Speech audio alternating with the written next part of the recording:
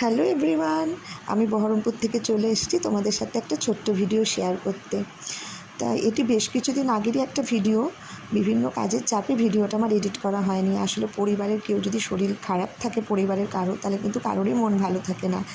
তাই সেই জন্য একটু মনটা খারাপ ছিল বলেই ভিডিওটা শেয়ার করিনি তোমাদের সাথে। তা আজকে একটু শেয়ার করতে ইচ্ছে হলো যে না, পোস্ট করা দরকার, তাই করলাম। এটা শিবরাত্রির দিনের ভিডিও।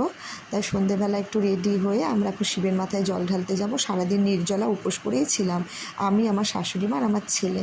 আগে বাড়ির আমার যে ভোলানাথ, তাকে একটু জল ঢেলে নিলাম। তারপরে এই দেখো রাস্তা দিয়ে চলেছে আমরা এখন জল ঢালতে। তাই এবার শিবরাত্রিটা তো বেশ সন্ধে বলবো না, একটু বিকেলের পরই লেগে গিয়েছিল। তাই ভিড়ও কিন্তু মন্দিরে বেশ ভালোই ছিল। সারাদিন তো শিবরাত্রি ছিল না, তাই সকাল থেকে সেভাবে কেউ কিন্তু জল ঢালতে যায়নি বাবার মাথায়।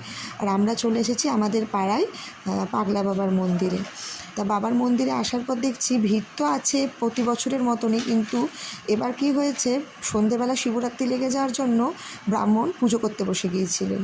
তাই সেই সময় কেউ জল ঢালতে পারেনি। তাই জন্য আমরা গিয়ে দেখছি লাইন পড়েছে কিন্তু কেউ জল ঢালেনি। তাই আমরা আরেকটি মন্দিরে যাচ্ছি।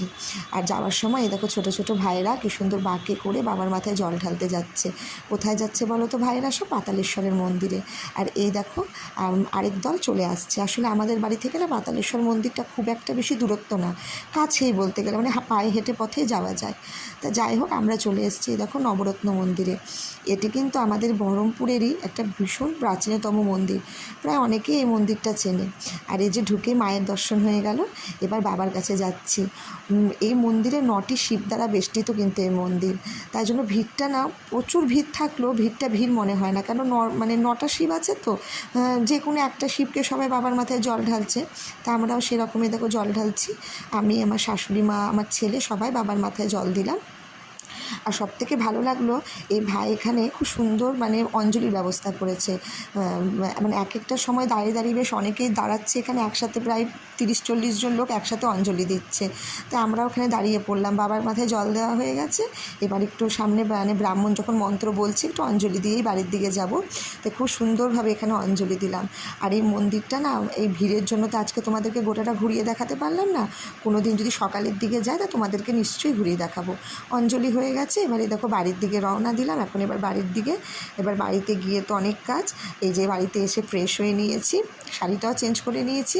আর আজকে তো ফলাহার করবো, কেন যেহেতু শিবরাত্রি সারাদিন নির্জলা উপোস ছিলাম। আর শিবরাত্রি করে সবাই ফলাহারই করে। তাই আমি এখন সব কিছু রেডি করছি, কেন ঘড়িতে ওই 9টা বাজবো হয়ে গেছে। তা আর ভিডিওটা বেশি বড় করলাম না।